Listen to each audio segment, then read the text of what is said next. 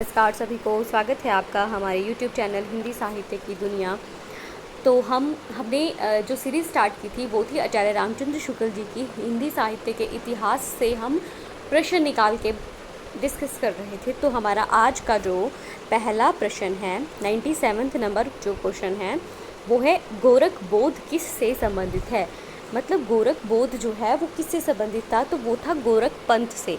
गोरख पंथ क्या थे, क्या कहते हैं, नाथ साहित्य से रिलेटेड जो है वो पुस्तकें थी गद्य और पद्य दोनों में गोरख पंथ की, जो 1400 के आसपास उसकी रचना की गई थी। हमारा अगला प्रश्न है 98 नंबर क्वेश्चन, सिद्धों की रचनाओं की भाषा कैसी थी सिद्धों की रचनाओं की भाषा? मिश्रित अपभ्रंश और पुरानी हिंदी थी। गोरख पंथ की पुस्तकों में अधिकतर क्या है, मतलब गोरख पंथ की जो पुस्तकें थी उसमें क्या क्या मिलता है हमें सबसे ज़्यादा? तो वो मिलता है हमें संस्कृत ग्रंथों के अनुवाद। क्या मिलते हैं? संस्कृत ग्रंथों के अनुवाद थे। हमारा 100 नंबर क्वेश्चन है, सिद्धों की भाषा में कौन से पूर्वी प्रयोग मिलते हैं? तो वो मिलते हैं हमें भैले और बुडीली। क्या है? भैले और बुडीली जो है वो पूर्वी प्रयोग माने जाते हैं। हमारा अगला प्रश्न है 101 वाला या 101 नंबर क्वेश्चन है, हिंदी की व्यापक काव्य भाषा का ढांचा किस प्रकार आधारित था? मतलब हिंदी की जो काव्य भाषा थी उसका ढांचा, स्ट्रक्चर कैसा था? तो वो था शौर सैनी अपभ्रंश। कैसा था? शौर सैनी अपभ्रंश था। हमारा 102 नंबर क्वेश्चन है, गोरखनाथ की बानी किस रूप में प्रसिद्ध है? किस रूप में प्रसिद्ध है गोरखनाथ की बानी? वो है पद रूप में। किस रूप में है बच्चों? पद रूप में। हमारा 103 नंबर प्रश्न है, सिद्धों की भाषा में किस बोली का प्रभाव मिलता है? सिद्धों की जो भाषा थी उसमें किस बोली का प्रभाव सबसे अधिक मिलता है? तो वो है पुरानी बिहारी या पूर्वी बोली। क्या है? पुरानी बिहारी या पूर्वी बोली। हमारा 104 नंबर क्वेश्चन है, कबीर की साखी की भाषा कैसी मानी जाती है? कबीर दास की जो साखी की भाषा है वो खड़ी बोली राजस्थानी मिश्रित सामान्य भाषा है। कैसी है? खड़ी बोली मिश्रित सामान्य भाषा, राजस्थानी मिश्रित सामान्य भाषा है। सिद्धों के 105 नंबर क्वेश्चन है, सिद्धों के सरह किस काल से माने जाते हैं? सरह मतलब सरहपा। तो किस काल से माने जाते हैं? विक्रम संवत 690 माना जाता है। 106 नंबर क्वेश्चन है, वज्रयानी सिद्धों ने किसका विरोध किया? बाह्य पूजा और जाति पाति का। किस चीज़ का खंडन किया था उन्होंने? विरोध किया था बाह्य पूजा और जाति पाति का। 107 नंबर क्वेश्चन है, साखी और बानी शब्द संतों को किससे मिले हैं?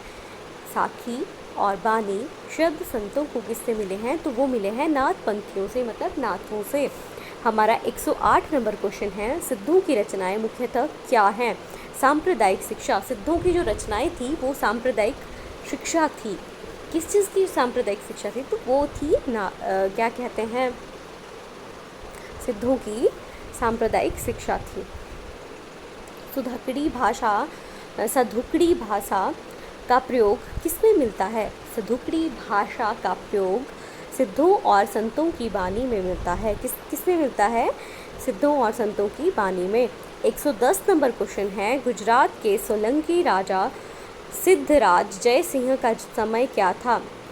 संवत 1150 से 1199 में। और 111 नंबर क्वेश्चन है, कुमारपाल कौन थे? तो सिद्धराज जय सिंह के भतीजे थे। हिंदी काव्य भाषा का पुराना रूप किस शताब्दी में दिखाई देता है? 7वीं शताब्दी में। 103 नंबर क्वेश्चन है, सिद्ध हेमचंद्र शब्दानुशासन किसने लिखा?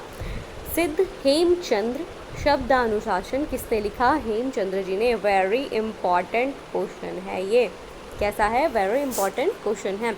114 नंबर क्वेश्चन है, सिद्ध हेमचंद्र शब्दानुशासन किसके समय बनाया गया? मतलब किसने लिखा? हेमचंद्र जी ने। पर किसके समय में, मतलब उस समय राजा कौन थे? तो सिद्धराज थे। कौन थे? सिद्धराज। 115 नंबर क्वेश्चन है, सिद्ध हेमचंद्र शब्दानुशासन में किस भाषा का समावेश मिलता है? मतलब जो ग्रंथ है सिद्ध हेमचंद्र शब्दानुशासन, उसमें कौन सी भाषा का प्रयोग किया गया है? तो वो संस्कृत, प्राकृत और अपभ्रंश भाषा का प्रयोग किया गया है। हमारा अगला क्वेश्चन है 116 नंबर क्वेश्चन, हेमचंद्र ने अपने ग्रंथ में अपभ्रंश के उदाहरण किस रूप में दिए हैं? दोहे और पद के रूप में दिए हैं। हेमचंद्र जी का जो ग्रंथ है उसका आप मेरे को कमेंट सेक्शन में लिख के बताएंगे कि हेमचंद्र ने कौन सा ग्रंथ लिखा है। ठीक है। 117 नंबर क्वेश्चन है, दयाश्रय काव्य किसकी रचना है? किसकी है? हेमचंद्र जी की। हमारा अगला और 118वां नंबर क्वेश्चन है, कुमारपाल चरित्र किस भाषा का काव्य है? तो वो है हमारे प्राकृत भाषा का। 119 नंबर क्वेश्चन है, सोमप्रभ सूरी ने कुमारपाल प्रतिबोध कब लिखा? सोमप्रभ सूरी ने कुमारपाल प्रतिबोध कब लिखा? संवत 1241 में लिखा। संवत 1241 में लिखा। कुमारपाल प्रतिबोध कब लिखा? सोमप्रभ सूरी ने 1241 संवत में लिखा। राइट। और उसकी भाषा क्या थी? तो वो थी प्राकृत भाषा। क्या थी? प्राकृत भाषा।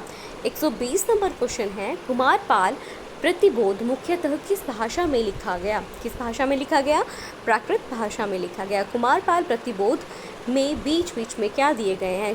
संस्कृत के श्लोक दिए गए हैं और अपभ्रंश के दोहे दिए गए हैं। और कुमारपाल प्रतिबोध किसने लिखी है? ये भी आप मुझे कमेंट सेक्शन में बताएंगे, क्योंकि हमने इसके बारे में अभी 5 मिनट पहले ही डिस्कस किया। राइट। हमारा अगला क्वेश्चन है 122 नंबर क्वेश्चन, हेमचंद्र किस धर्म के प्रसिद्ध आचार्य थे? किस धर्म के थे? जैन धर्म के। किस धर्म के थे? जैन धर्म के। हमारा अगला क्वेश्चन है 123 नंबर क्वेश्चन, प्रबंध चिंतामणि नामक ग्रंथ किसने लिखा? किसने लिखा है? मेरु तुंग ने लिखा है। प्रबंध चिंतामणि नामक ग्रंथ किसने लिखा? मेरु तुंग ने लिखा है।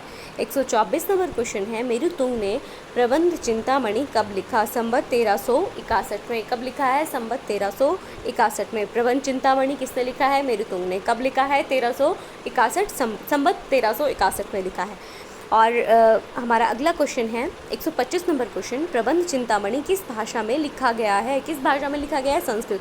लिखा किसने है? मेरु तुंग ने। किस भाषा में है? संस्कृत में। कब लिखा गया है? संवत 1361 में। हमारा 126 नंबर क्वेश्चन है, प्रबंध चिंतामणि किस ग्रंथ के ढंग पर बनाया गया? मतलब कैसा, उसके जैसा और कौन सा ग्रंथ था जिसको देख के प्रबंध चिंतामणि बनाया गया था? किसने बनाया था? मेरु तुंग ने बनाया था।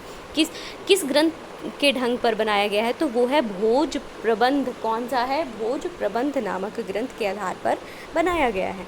127 क्वेश्चन है, 127 नंबर प्रश्न, प्रबंध चिंतामणि में किस प्रकार की सामग्री संकलित है? पुराने राजाओं के आख्यान, मतलब राजाओं के जो चर्चाएं हैं, वो आख्यान हैं, वो इसमें बताए गए हैं। हमारा 128 नंबर क्वेश्चन है, मुंज को किस राजा ने बंदी बनाया?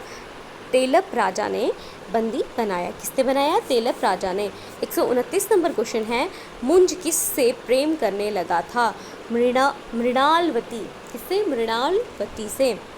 हमारा अगला प्रश्न है 130 नंबर प्रश्न, मुंज भणई मुलावई मुंज भणई मुणालवई पंक्ति किससे संबंधित है? तो ये प्रेम प्रसंग से संबंधित है। किससे संबंधित है बच्चों? प्रेम प्रसंग से संबंधित है।